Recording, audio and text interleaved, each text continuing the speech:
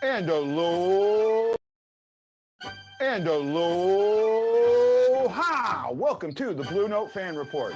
I'm Guy, the Hawaii Blues fan, and I'm your host on the only program that is by a fan, for the fan, and absolutely about you, the fan. So are you Guy or Guy?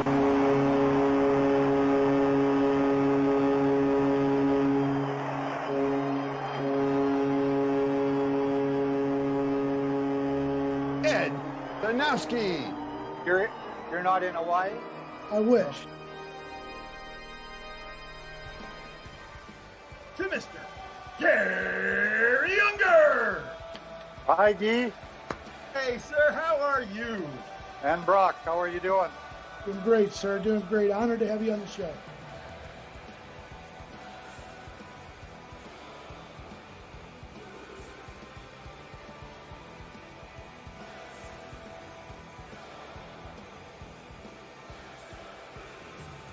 You know, I had the privilege while I was in the forces, in the Canadian Armed Forces, to take the Stanley Cup to Afghanistan.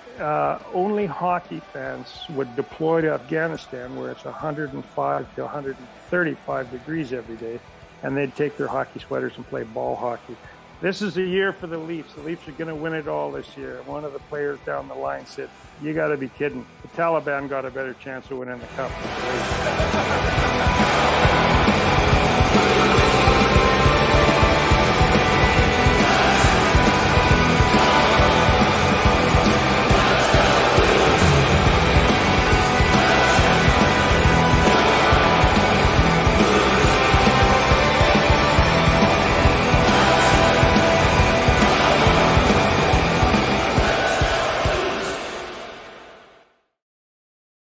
Let's go Blues. Let's go Blues.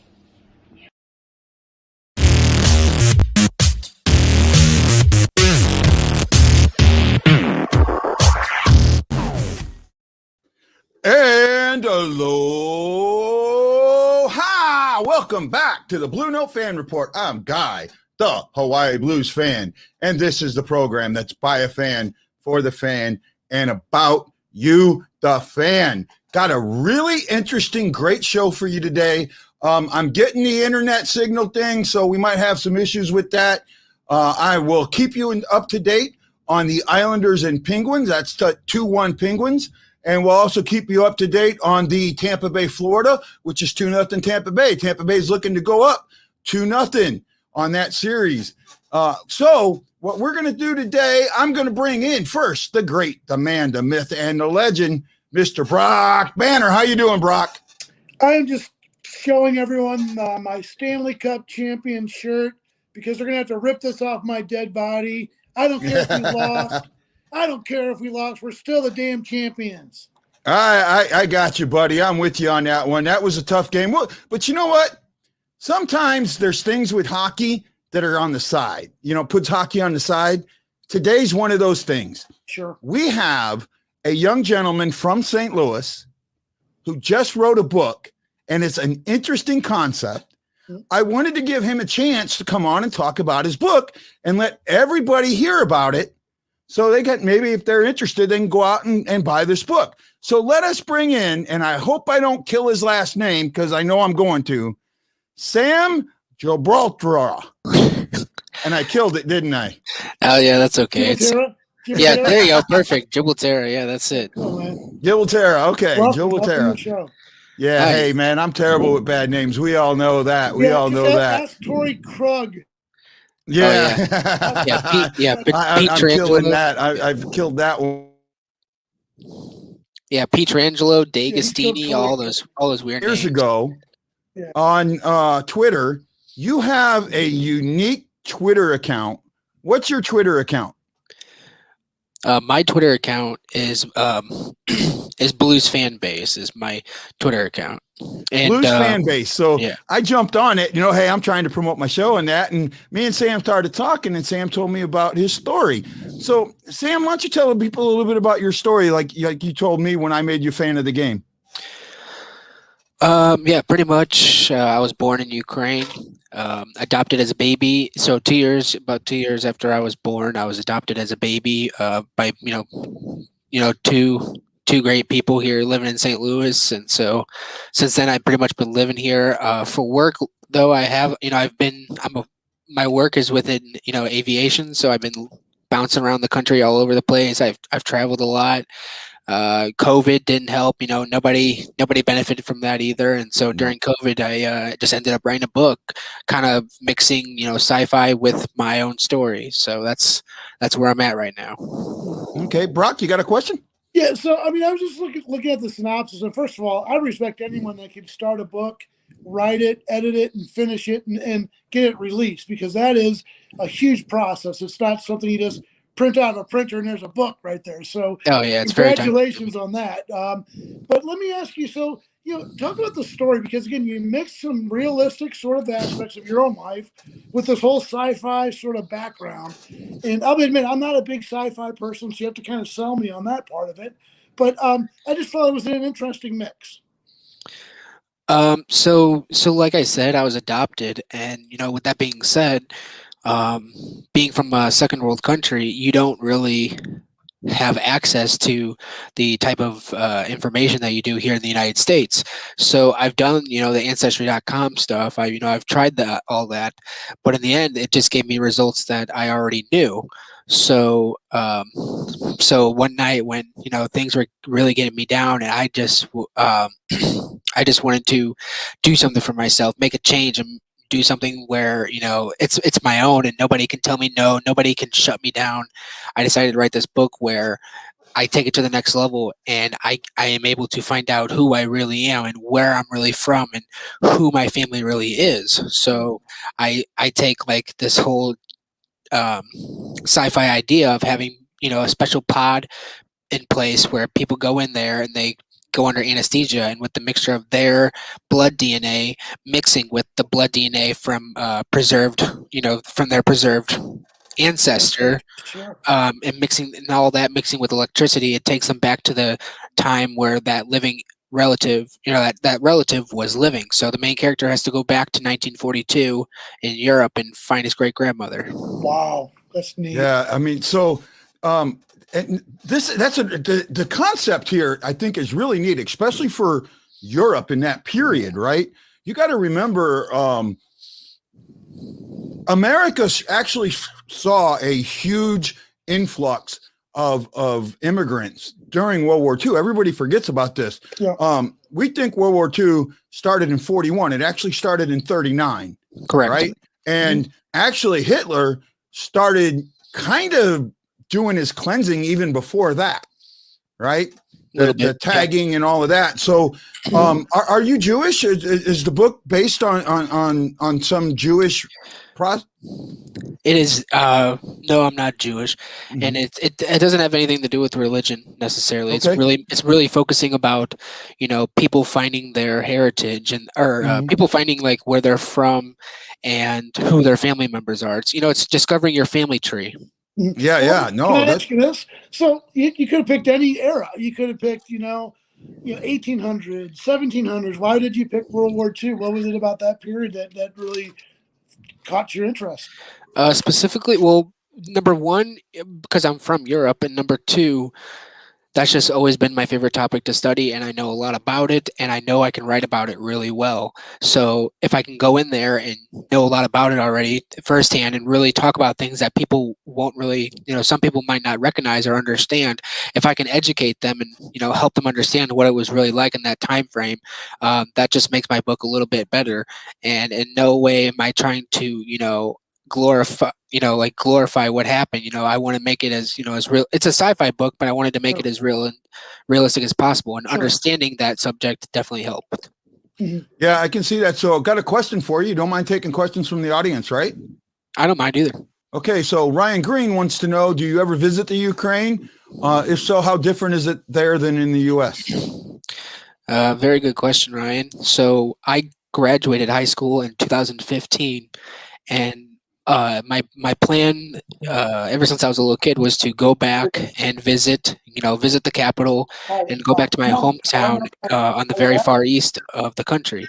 But with if you're not really up to date with everything that's happening, pro-Russianists on the eastern side of the country and the south are are invading Ukraine, and they're just kind of trying to fight off and take territory of Ukraine, and it's basically kind of a war zone where my hometown is, and so it's just very dangerous to go back right now. And obviously, COVID doesn't help. But right now, I've started a savings account because Ukraine is going to be my next traveling destination. But and then to answer your second question, what is it like compared to the United States? The capital itself it's pretty modern. It's a little bit behind, the times. It's pretty modern, but when you get like far east, when you get to like far eastern Ukraine, it kind of a little bit more of that becomes more of like a second world country, and they're not up to date as much as we are. Wow. Yeah. See, for me, I find those countries along the border there, Ukraine, Poland, East Germany, the Russian satellites, Georgia. I find all of those countries really interesting.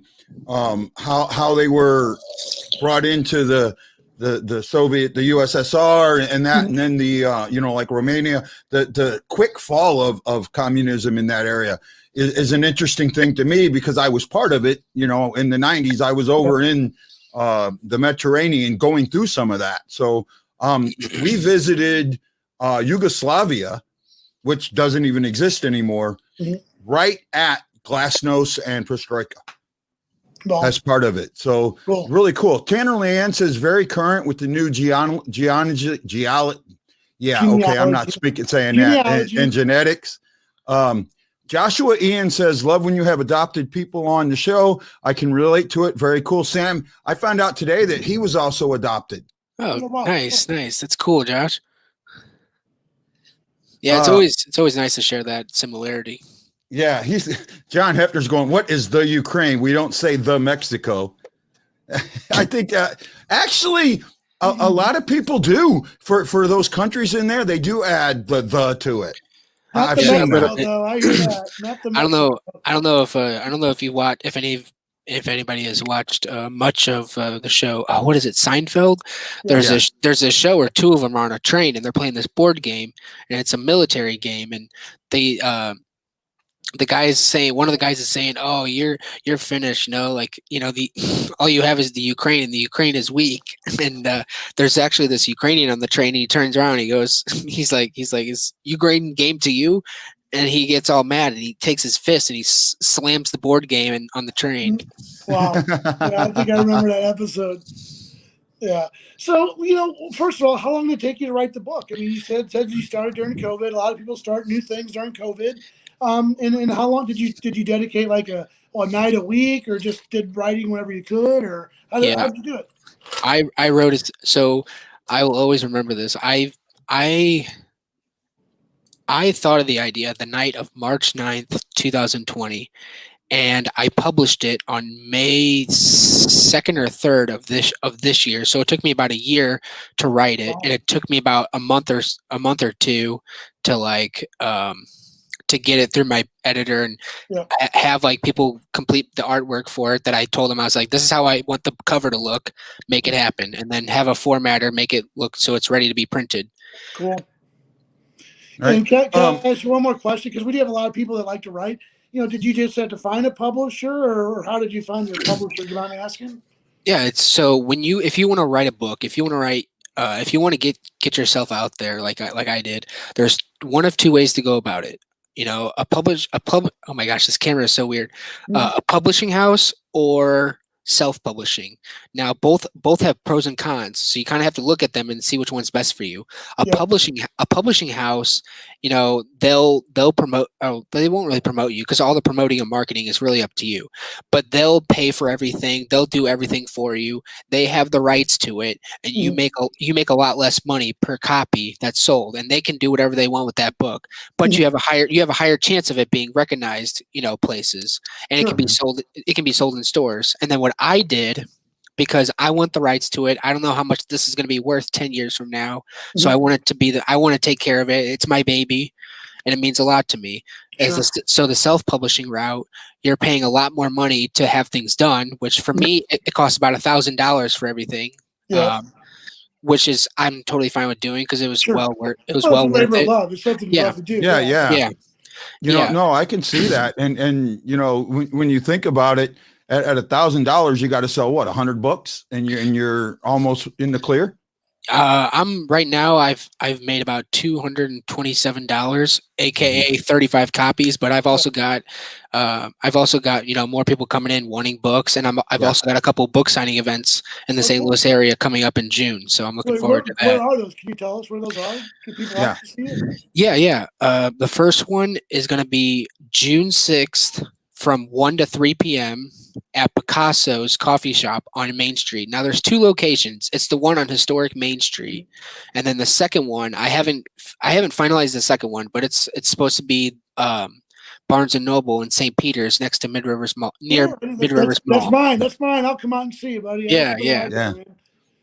No, so you can find the book on Amazon. I just had it up here. Amazon.com has it. Now, one thing with the book, it's kind of hard to find because there's like a bunch of books called Bloodline. So you got to kind of search a little bit. I did it Bloodline and just Sam, and it came up for me. So that's the best way to do it.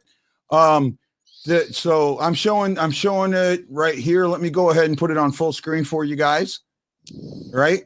And there was something neat with it on there. If you go to look inside, you can actually read some sample chapters, the first couple of chapter, or the first chapter, right? Yep. It's a very interesting start. I'm just kind of going through it. The book is $15. You can get it on Amazon, or better yet, you can find Sam on Facebook, and he can figure out another way to get you the book if you're in the St. Louis area. We really want to support you, Sam. So hopefully this is a way to get you some acknowledgement in that, and we'll move that way. Can I tell you a real quick story? So yeah. I saw John Gordon, the guy who writes a lot of those books, the self-help books, the business sort of books. And he said his very first book, he did the same thing, self-published it, and he carried a box of them around in his trunk of his car, and he just sold them out of the trunk of his car anytime he's at a conference, whatever. And over time, his book got recognized. So that's kind of what I'm doing right now. That's where I'm at right now. So good luck to you, man. It does work. It just takes a while, man. Yeah. I literally, today I just got done.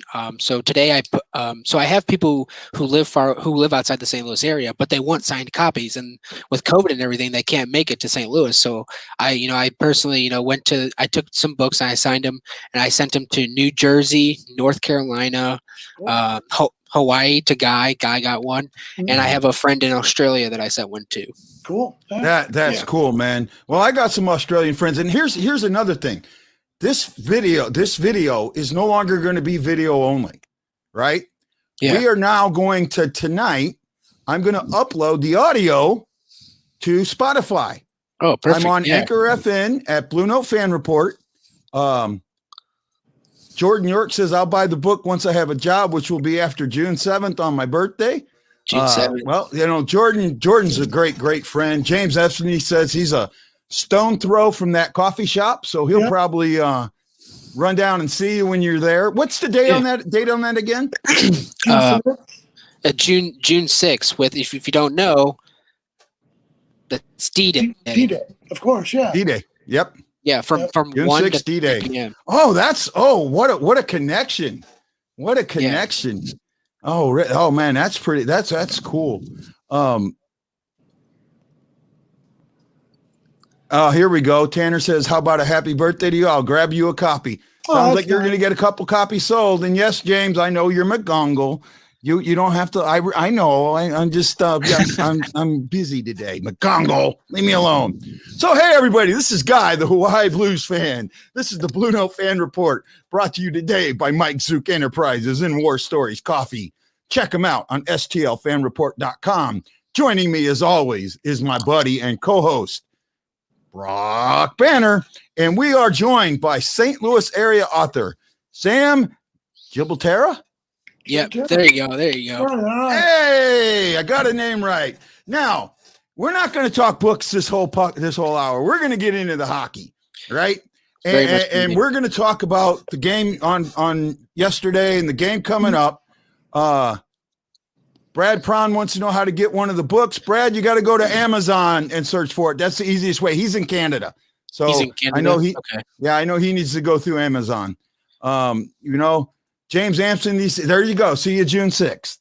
right? All right, perfect. So you're going to get at least somebody wanting to visit you.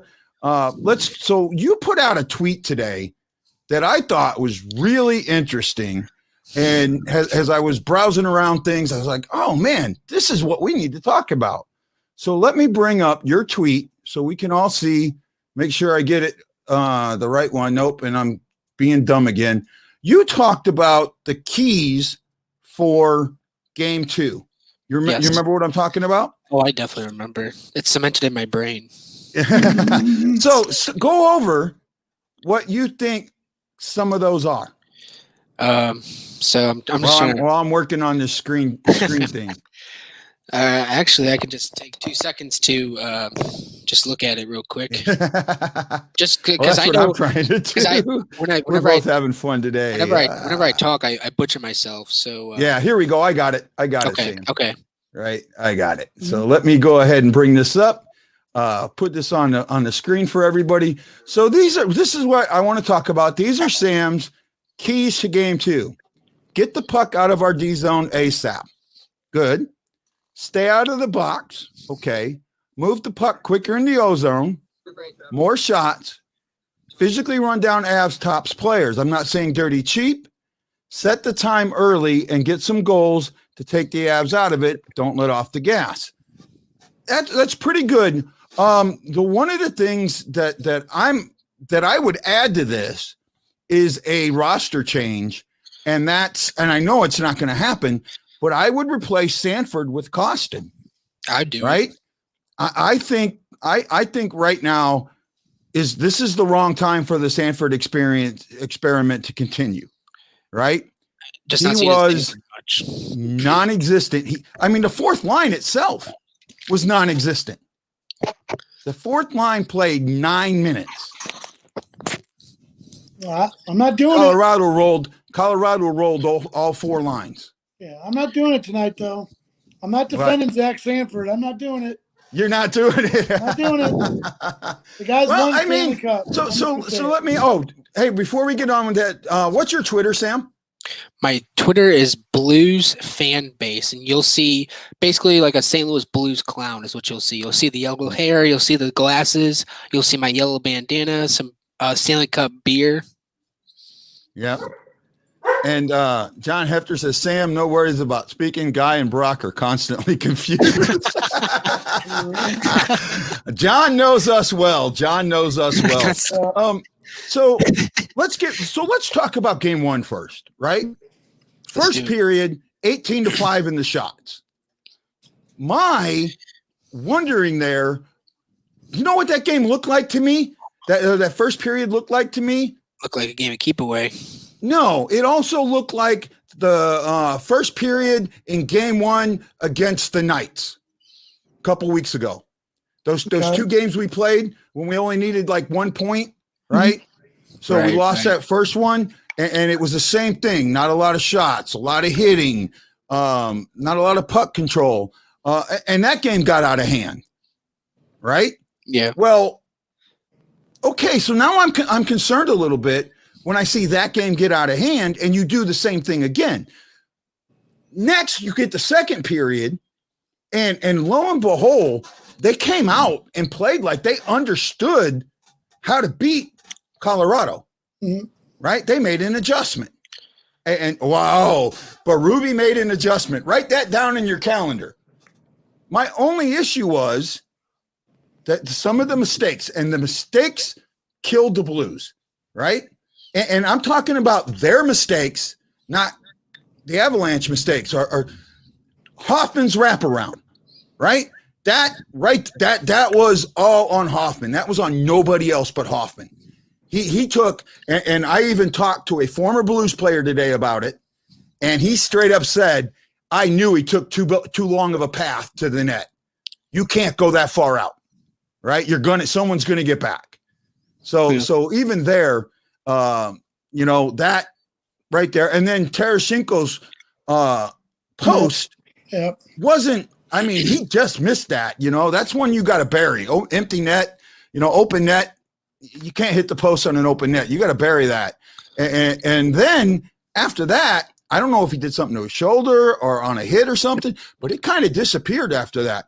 I mean, and then he got beat on the second goal, right? I think it was the second goal that he got beat on. The one where the guy ran up along the side and then passed it over. Might have been, I think it was the second goal. Second or third goal he got beat on, right?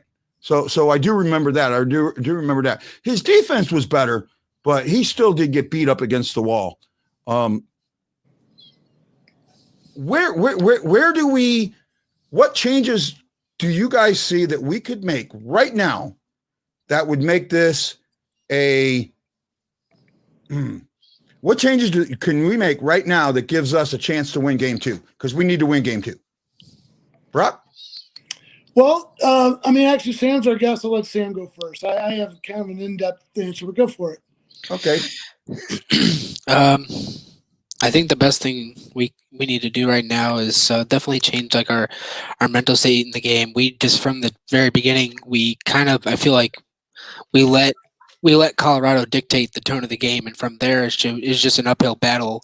From that, we just got to be more aware of our surroundings. We got to know what we're going to do with the puck instead of just fiddling with it too much in the O-zone. It's just I can go on and on, but I think the biggest priority is just knowing you're aware. You're just being more aware of the situation and just controlling the state of the game right away. I agree with that. For me, it's simple. It's like you can't get behind early to these guys. Every time you get behind, it's been an uphill struggle. It changes the tone of the game. You're chasing the game. I've said that all year, Guy. You and I've talked about that a lot. It's just it just changes your complexion, changes how you approach. You start becoming more desperate, and that's where I think mistakes get made is when you're being desperate to get to the net. So I think they need to just settle that down. But also they got to stay out of the net, outside of the box. I mean, everybody said going into the series that was going to be the difference was that Colorado was unbeatable in the power play and St. Louis was terrible in the penalty kill. So that would be an area that they would expose and exploit. And lo and behold, second period, within the first 2 minutes, they get the power play and scored a goal. Again, it was wasn't that power play goal was the first goal, I think, in the first period. You're right. Yeah. Right. Yeah. I'm gonna challenge that a little bit. I think that the penalty kill of the Blues was actually pretty good last night. It was pretty good, I think that that was just an amazing play for that goal, right? So I'm going to say that there's very few penalty kills that would have stopped that goal, right? And then I look at the other 2 power plays, and they did very well. I think they only got 1 shot in the next 2 power plays. But I mean, my point is the fact that they put themselves in that position, early on understood. In the game, it just, I don't know, I just felt like they put themselves back. Here's the thing on that. My issue is the one penalty that the Avs got called on was that delay a game. Yeah. They were hacking, they were whacking, they were doing all this stuff that the Blues got called for. Sure. And didn't get called for it. Now, I get it. I get it's a judgment call, and I see all that. But then the guy, when they do have an obvious penalty, this guy is arguing, saying that it was tipped. He got the refs to go back and look at it. It's pretty blatant. Right? Wait a minute. Why are you going to listen to them, but not us? Right? There's no way that puck was tipped. You can see that puck never changed direction. Yeah, that it went straight off his stick, but he complains and you go check. Well, at this point, I got to stop. I got to say, wait a minute. I know you saw that go over. There's no way that touched the stick. Yeah, because there's a lineman was right there, right? It went over. Yeah, lineman right there. Yeah. Right?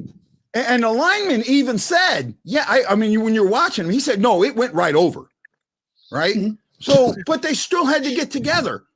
I don't see why. If that lineman's throwing his hands, the lineman, that is the one penalty a lineman can call, right? A lineman can raise his hand on a puck over the glass for delay of the game, right? And so he can signal the referees for that.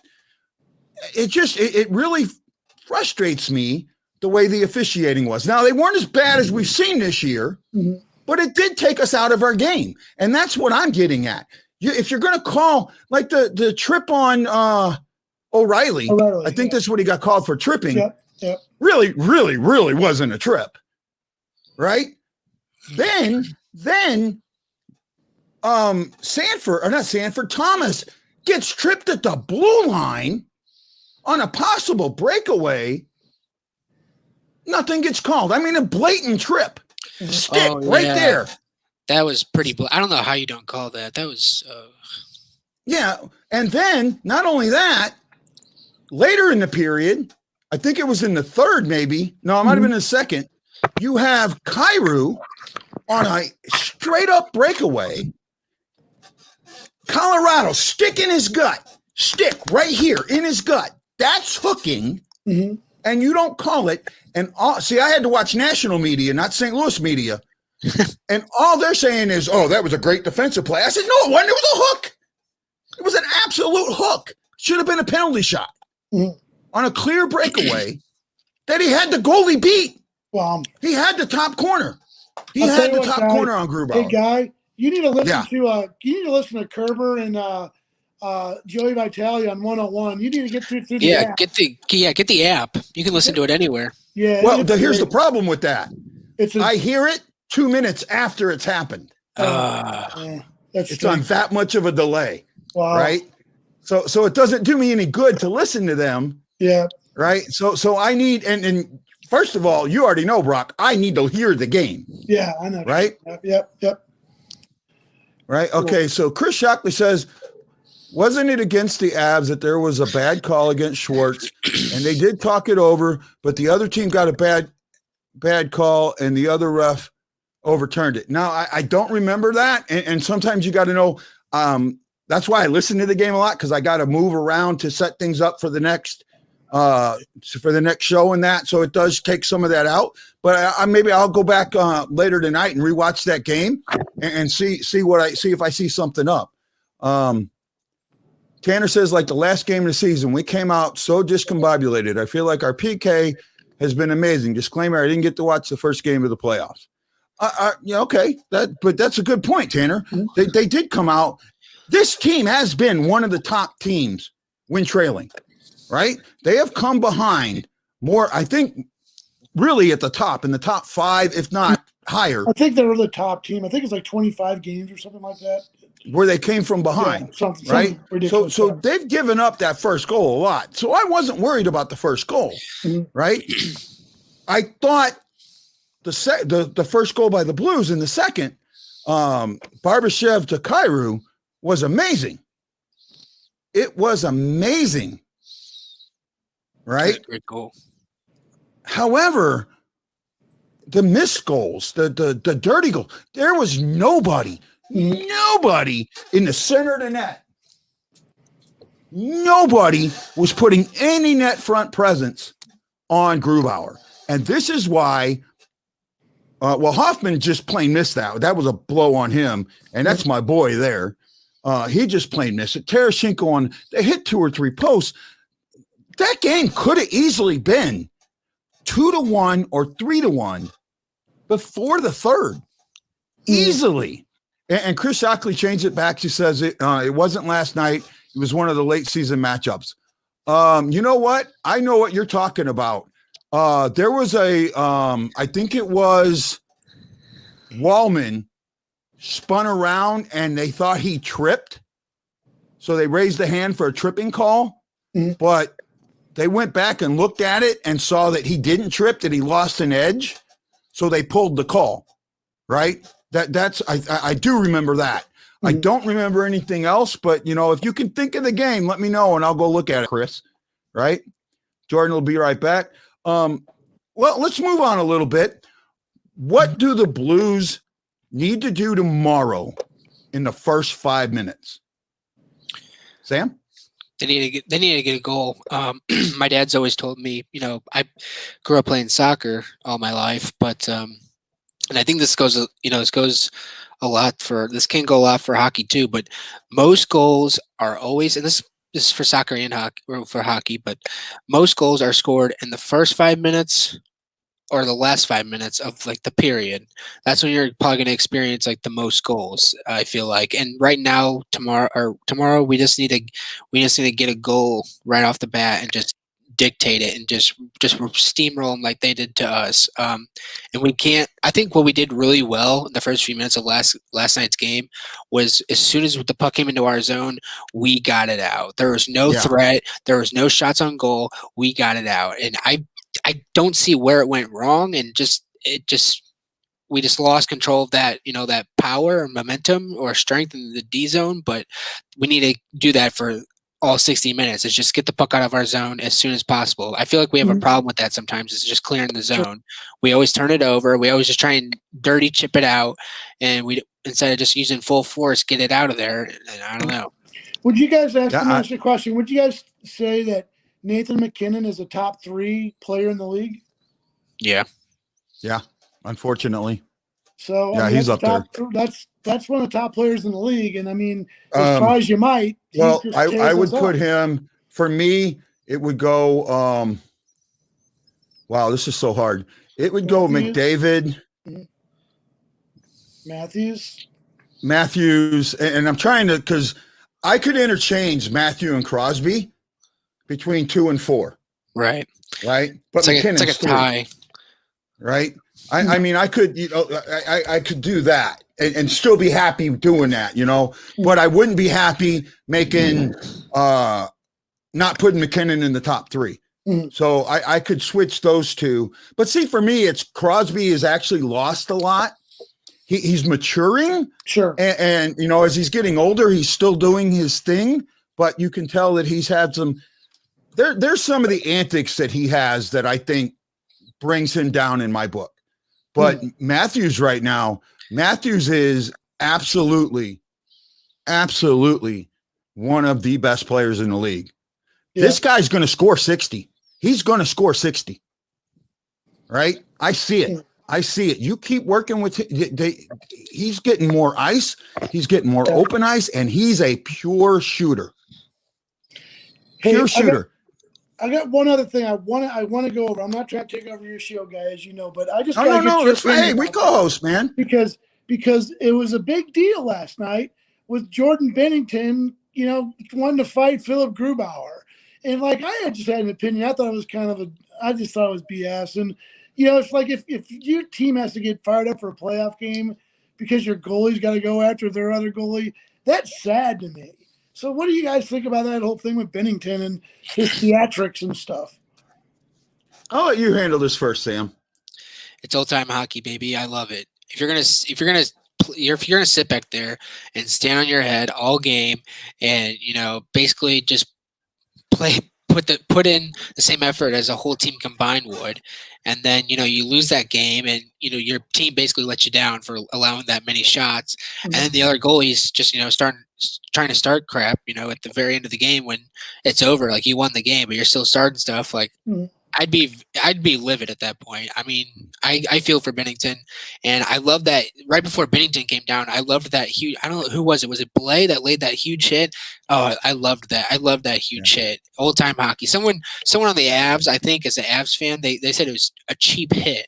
I was like, dude, like, how many cheap hits go on in a game that don't get called? Yeah. Like, it's hockey. Like, and so I loved Bennington. This was the thing that I got, that fight earlier, Schwartz and Landeskog. Somebody, the Colorado media called that a dirty hit. The one that caused that fight, that Schwartz, where he kind of just pulled into somebody. I looked at the hit. I don't remember. I can't recall it, but I looked at it a couple of times. It wasn't a dirty hit. It wasn't even close to a dirty hit. Right.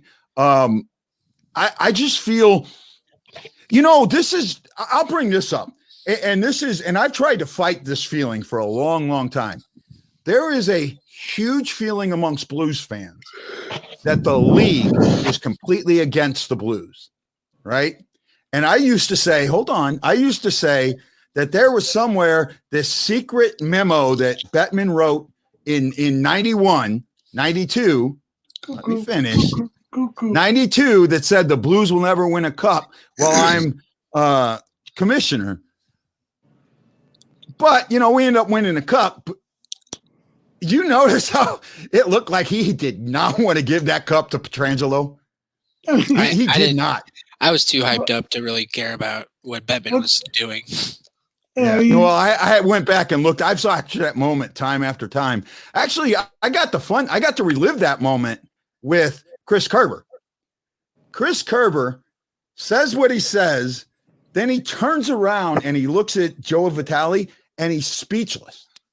It's like he can't believe he just said those words. And he told me that the only thing going through his mind was don't screw it up.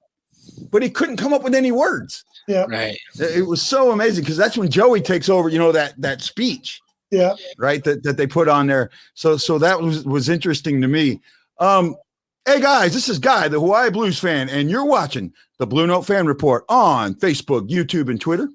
I'm brought to you today by War Stories Coffee and Mike Zook Enterprises. Check out stlfanreport.com for more information. And don't forget about our Pick'em contest. I had 42 people yesterday, and I've only got 22 today, and I've already entered. Got to get in there. You got to get your points. Go to stlfanreport.com, check out contest. You'll find it. Make sure you share it and tell more people about that contest. I'm joined today by Brock Banner and artist Sam Gibilterra. Perfect. You're getting good, man. Yeah. Hey. So let's do this. Go ahead, Brock. I was gonna say real quick. I want to make sure that he gets a chance to promote his appearances with his book. You want to go through that real quick before we finish up with hockey and stuff? It's up to you. Yeah. Go ahead. Yeah. So once again, if you're just now joining, I'm working with Barnes & Noble in St. Peter's right now for a book signing, but one official book signing I do have going on will be June 6th at Picasso's on North Main Street, historic Main Street in St. Charles from 1 to 3 p.m. I'll be doing a book signing there. You can buy the book online on Amazon. It's going to look like this. It's got my name, Sam Gibilterra. It's called Bloodline. If you don't want to buy it on Amazon, totally fine. If you're like, oh, this book is awesome, this book sucks, it's great. It's fine. Either way, I'm happy that you're listening right now. Guys got a great show. Or, at Picasso's, I'll also be selling these books in store as well. I'll be there to sign, hang out with you guys, talk hockey, whatever you want. Well, let me ask you this. Did you put any hockey in the book? I did not. Oh. Yeah, I did write in a lot of Easter eggs though, for like things I like. So one of the characters, his last name is Steinberg for Steinberg Ice Rink in Forest Park. So I put a lot of Easter eggs in there for, my things that I like for family members' names. So yeah. Awesome. That's great. That's awesome. That's pretty cool. Hey, in the next book, can we get a Blue Note Fan Report? Yeah. I got it. How about a deep Russian spy who runs a podcast from Hawaii, and he's secretly working for the Russians or something. We're gonna send it to Hollywood. Yeah. Oh my goodness. But well, good luck with the book and stuff, man. Good luck with it. And, thank you. Absolutely, Sam. We're wishing you the best of luck, and that's why I wanted to bring you on. I wanted to show people that the show has a little bit of class. Yeah, you're classing the joint up. It's been classy since day one. A little bit of class, A little bit, not much. So hey, by the way, I'm watching the Pittsburgh, New York Islanders game. It's got about 13 minutes to go, and it's 2-1 Pittsburgh. The reason this is important because the Wild Knights game comes on right after this. Yep. And once that puck drops, the contest is kaput. Mm-hmm. Now, I want to bring something up about the contest real quick. So I was taking a look. I found some. I didn't know this was there, but I found it today playing around. And I want to bring this up and see if I can bring it. Yeah, here it is. I think that's it. Yep, that's it. Okay. So let me show you guys something kind of interesting. This here is everybody's picks, right? So right now, 84% think the Knights are going to win, right? That's like the Knights Blues series. That's almost the same numbers. The Wild score. No one thinks there'll be a shutout. 21% say 1. 31% say that they're going to get 6. That surprises me. 5 at 26%. 2 and 2 at 4 and 5. Then you get down here and wow, man, 9 people think that they're going to get 4. 9 people think that they're going to get, or 6 people think they're going to get 2. These numbers surprise me because when you look here, you've got all the, this was 2. I think I said 6 people think they'll get 2. I think I said 5. I was confused. This here doesn't look as good, look right. The Vegas goalie's got a couple people that are picking it. Stone's gotten picked a lot.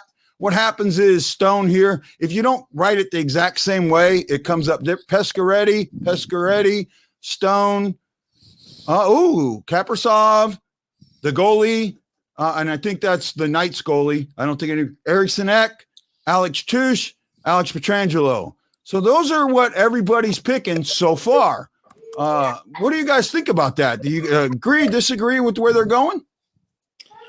I think Vegas has to come out because, I think they're going to be very amped up. I think they're very upset they lost that game.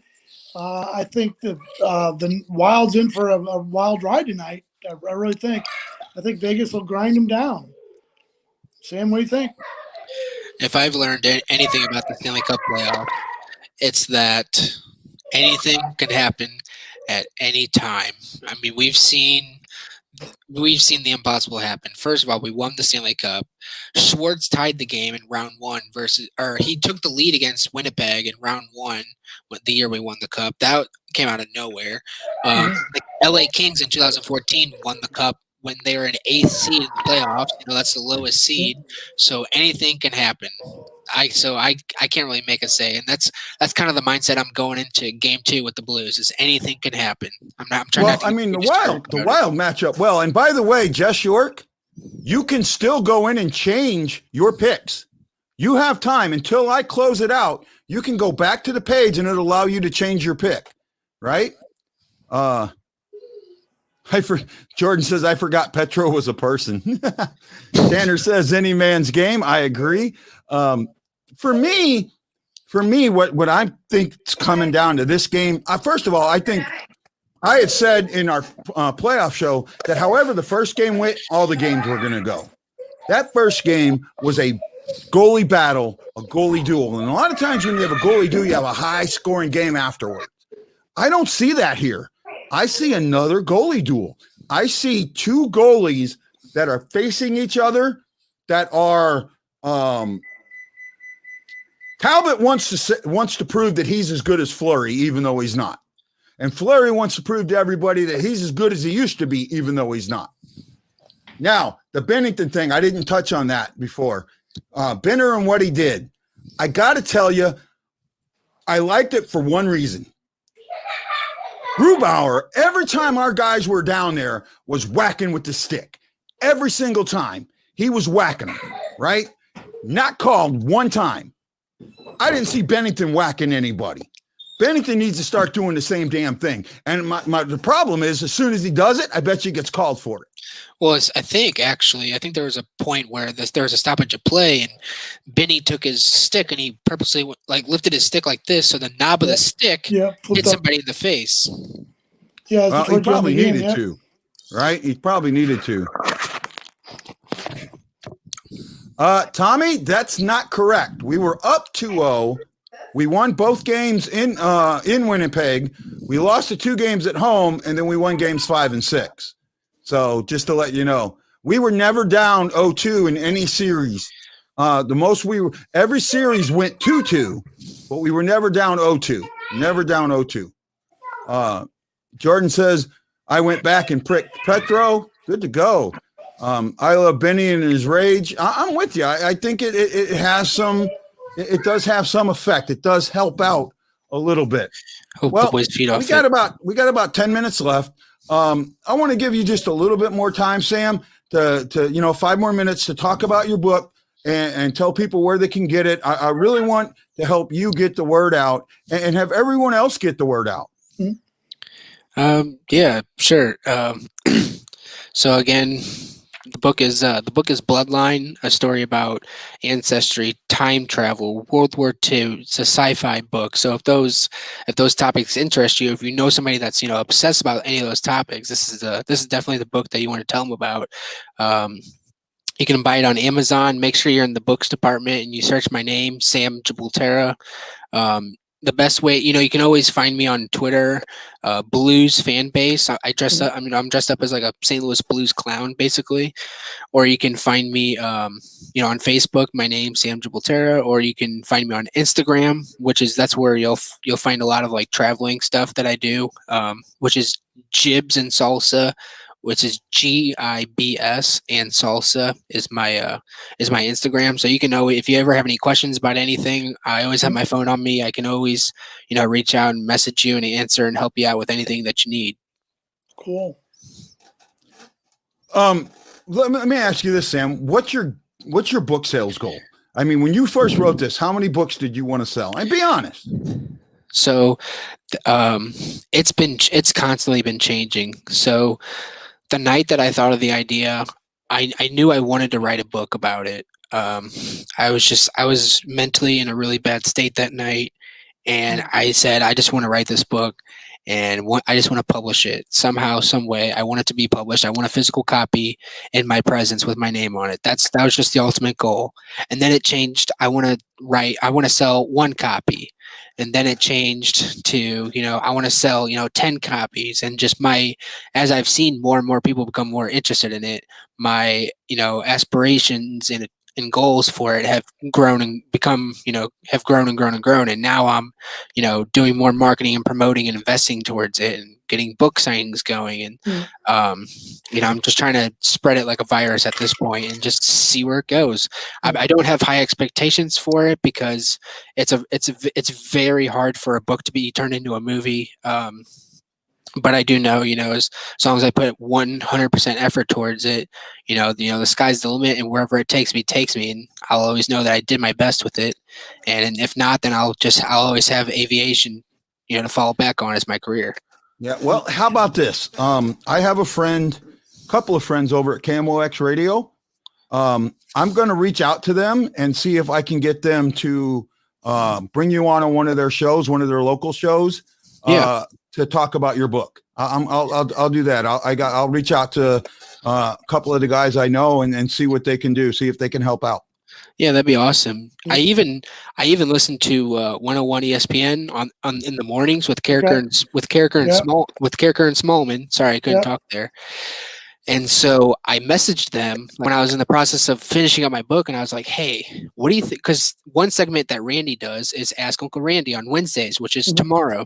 And one of the questions I asked him was, what's the best way for an author who just finished a book to market themselves? And, he said, he gave me his advice, whatever. And then he said, once you finish it, reach back out to us and, we'll advertise it on the show. And I was like, perfect. And I tried that a couple weeks ago and it didn't work. They didn't pick me. So tomorrow morning I'm going to text back and see if I can get their attention again. Oh, absolutely. Keep doing it. Keep doing it. I listen to it, so I'll be listening to you in the morning. Then that's my show, so I'll listen to it. Right. I'm still trying to get on 101. I'm still trying to reach out to those guys to bring me on. I've been on KMOX. Can I ask one last question? It's really more about the writing process. So a lot of people say they want to write or whatever, but they have a lot of self-doubt. They're like, I can't do it. I don't have the time. So what were some of the things that you had to get through in your own mind just to get started? Did you go through that whole process of doubting yourself and not sure it was going to work? Hey, before you answer that, I just got to say one thing. Brock, you're a bastard. Oh no. That's an inside joke and Brock knows it. Go ahead, Sam. Oh no. That's your question. So, with anything big in your life that you want to do, whether it's, a huge job that you want to go for or writing a book, whatever it is. Yeah, I had my doubts about can I really do this? Will I really be able to do it? Like, what's this going to be? What's it going to turn into? Like, are people going to like it? Are people going to hate it? And at that point, the whole point, I just kind of kept reminding myself, the whole point of this book was to, get past the breakup and get past all the things that kept telling me no. And, I wanted people, I've always loved writing all my life, and I've never turned it into something. And so I had this fire inside me that I was going to do it. And with any person or thing that got in my way, I was going to shove it to the ground and keep moving forward towards that goal. And so with writing, I had a job where I was traveling all the time. So, I would bring my laptop with me to sit to the cities I was traveling in, and I would write as much as I can. And a lot of the times, I would just be laying in bed at night listening to music, imagining these scenes in my head as if it were a movie about how I want it to go about next in the book. And then when I'd be like, yeah, I love that, let's throw that in there, I wake up the next day and just start writing and just write as long as I can. And so whenever I get that little fire in me of an idea, I just instantly start writing. And it's a process. You're not going to be able to do it 9 to 5 every single day. It's a process, but as long as you stay determined, you stay positive about it, and you keep that overall goal in your head, you're going to get there.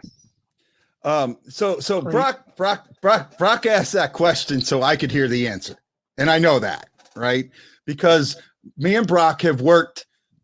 There you go. See, somebody else knows that, right? So I've been I'm learning to be a sports writer. 50 years old, and I decided to do something everybody does when they're 20. And when I wrote the Hockey Warriors piece, I couldn't sleep.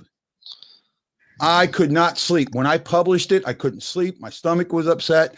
When I send stuff to Brock, I tell him, oh man, you're going to have to change so much. And Brock makes like 3 changes to it. So right. I doubt myself with everything I write because I'm so worried about how I write. I feel that's what that was about. So, but Brock, I love you. Thank you so much for bringing that out. I appreciate it. But see, here's the thing, and I'll tell you this, Sam, is that when I was a young writer, I started out as 18 years old in the Army. I didn't know nobody. I was just on my own, and I wanted to be a journalist. So I wrote, and I worked my way in the Army. I had a great career, but there was somebody there that always helped me out, and I always told myself, you know what, it doesn't cost nothing if I can help.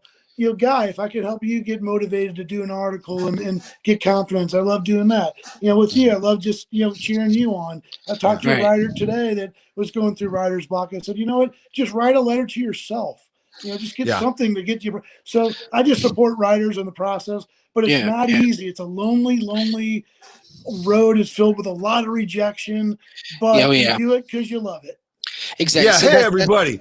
We're just about out of time. I want to say thank you. I got to throw some thank yous out to Jordan York, Tommy Embrick, Tanner Leanne, John Hefner, Jim Siegel, Ian Purnell, and Brad Pond. They threw them thumbs in the air and put a heart for us to let us know that they like what we're doing.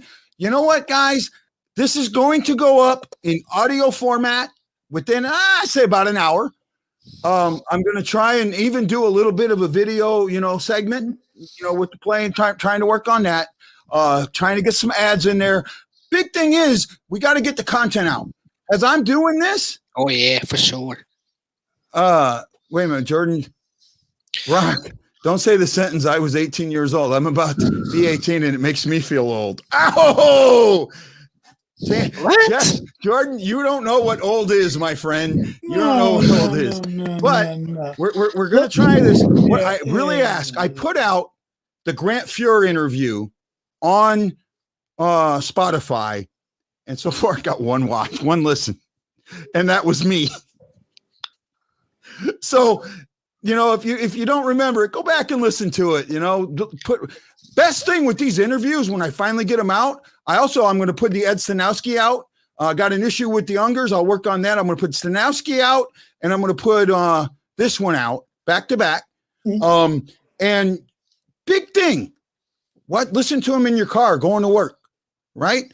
They're, if they're an hour long, listen to them then. And they're great for the time and the travel. And on a weekend, if you want to binge, I'm going to get enough content out there. And there's enough of these shows. The post-game shows are going to start going up.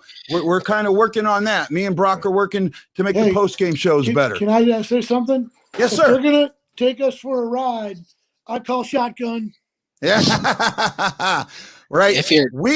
We all Oh, well, Roland, at the time I looked, your name wasn't there. Okay, now it is.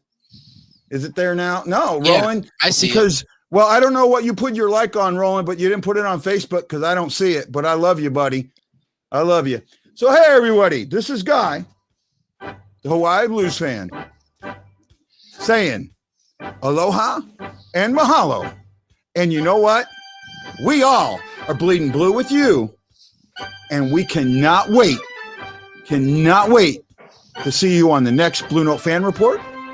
That'll be on Wednesday, the 19th of May, 8 o'clock Central Time. Hour and a half show. We're going to go to puck drop. We're going to keep that one to puck drop. So hour and 15 minutes or so. But we love you. We'll see you. We say aloha mahalo, and I'm bleeding blue with you. Aloha.